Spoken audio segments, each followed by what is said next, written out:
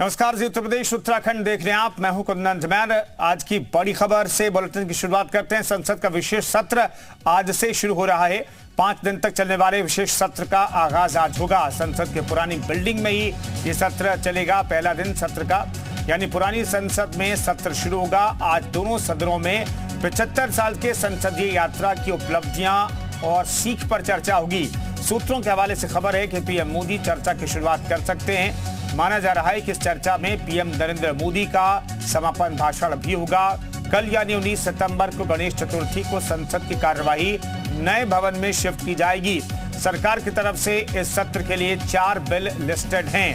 हालांकि विपक्ष का मानना है कि सरकार सिर्फ इन बिलों को पास कराने के लिए विशेष सत्र नहीं बुलाई है, बल्कि उसका कोई हिडन एजेंडा भी है। कल जो सर्वदलीय बैठक हुई उसमें विपक्ष की ओर से मांग की गई कि विशेष सत्र में महिला आरक्षण बिल पारित कराया जाए। हालांकि सरकार ने साफ कर दिया है कि इस पर सही समय पर सही फैसला लिया जाएगा।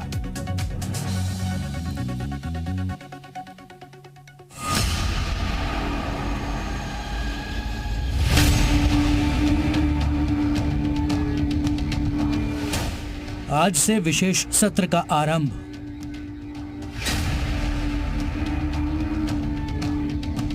एजेंडा तय, विपक्ष को संशय। सत्र विशेष, अटकलों की race.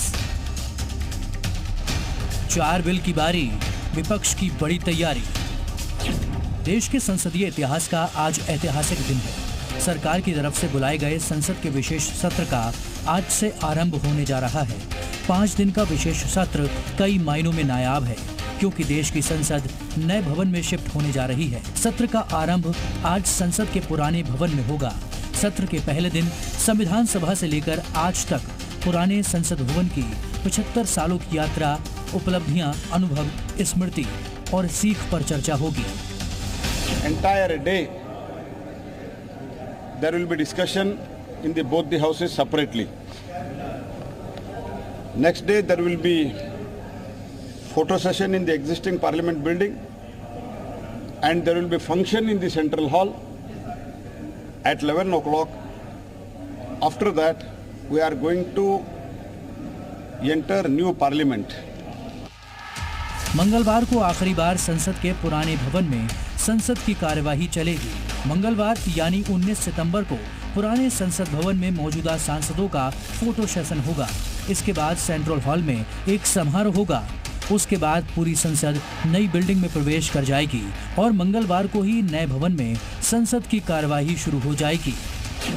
First day of the session will in the new parliament will held on 19th, and from 20th there will be regular government business. These are the things which we have briefed in the all party floor leaders meeting, and I have also appealed, Manya Rajnath Singh ji has also appealed to the all parties for their cooperation to run the house smoothly. विशेष सत्र को लेकर रविवार को बुलाई गई सर्वदलीय बैठक में 51 पार्टियों के 34 फ्लोर लीडर शामिल हुए। हालांकि इसमें राज्यसभा में नेता विपक्ष मल्लिकार्जुन खड़गे शामिल नहीं हुए, क्योंकि वो हैदराबाद में कांग्रेस कार्य समिति की बैठक में व्यस्त थे। सर्वदलीय बैठक में सरकार की तरफ से विशेष सत्र के एजेंडे की जानकारी दी गई। सरकार की तरफ से हमने जो एजेंडा है, हमने स्पष्ट रूप से कहा है, ऑलरेडी 4 बिल तो लिस्टेड है। जो ऑलरेडी लिस्टेड है, बीएससी में अप्रूवल का पेंडिंग है, वो भी 2-3 बिल है। लेकिन कांग्रेस को विशेष सत्र के पीछे कुछ और ही एजेंडा नजर आ रहा है। पार्टी अध्यक्ष खड़गे तो हालांकि सरकार की तरफ से तस्वीर पूरी तरह से साफ होने का इंतजार कर रहे हैं। आने दो आपको लगता है कुछ नया लाने जा रही है सरकार? सर देखेंगे, मैं देखा ही नहीं आने के बाद। लोकसभा में कांग्रेस के नेता अधीर रंजन ने भी सरकार की नीयत पर सवाल उठाए हैं। समाजवादी पार्टी सांसद शफीकुर रहमान बर्क को भी लगता है कि विशेष सत्र के जरिए सरकार 2024 चुनाव के लिए माहौल बनाना चाहती है। ये बेमौसम सदन को बुलाए, इस विषय को लेकर हमें भी थोड़ा भ्रम तो जरूर थी, लेकिन धीरे धीरे ये सरकार को जो रुख है वो हमें पता होते हैं। लेकिन फिर भी हमें ये जानकारी नहीं है कि अगले दिन और कुछ नहीं कुछ होने वाला है या नहीं, क्योंकि सरकार की मंशा सरकार खुद जानते हैं।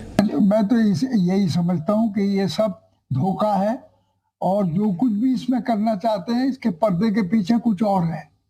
विशेष सत्र के लिए 4 बिल को सूचीबद्ध किया गया है, जिसमें अधिवक्ता विधेयक, प्रेस और आवधिक पंजीकरण विधेयक, डाकघर विधेयक और चुनाव आयुक्त नियुक्ति विधेयक शामिल है। सर्वदलीय बैठक के बाद कांग्रेस नेता अधीर रंजन चौधरी ने बताया कि विशेष सत्र में विपक्षी दलों ने महिला आरक्षण विधेयक पास कराने की मांग की है, लेकिन सरकार का कहना है कि इस पर सही समय में सही निर्णय लिया जाएगा। हमारे ज्यादातर जो पार्टियां हैं, विपक्ष सारे पार्टियां की एक ही मांग थी कि भाई वुमेन्स रिजर्वेशन बिल इस सदन में पारित किया जाए।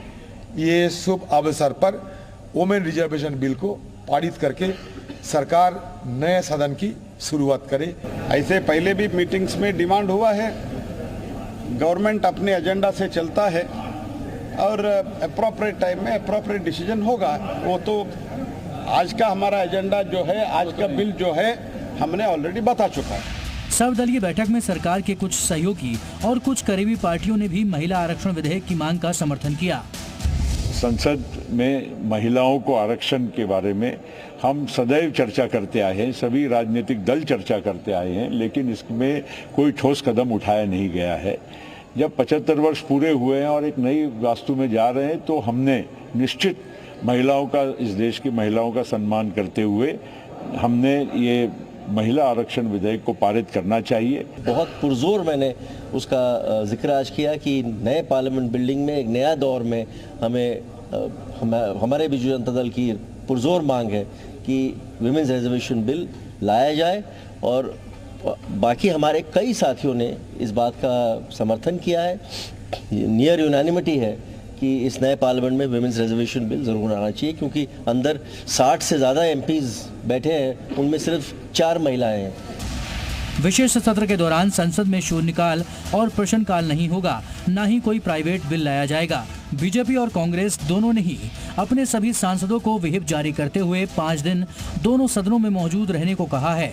आज विपक्षी गठबंधन के नेता सत्र पर रणनीति बनाने के लिए संसद भवन में खरगे के दफ्तर में बैठक करेंगे। 5 दिन के विशेष सत्र में सरकार क्या फिर से विपक्ष को आश्चर्यचकित करेगी, इस पर सबकी निगाहें हैं। ब्यूरो रिपोर्ट, जी मीडिया।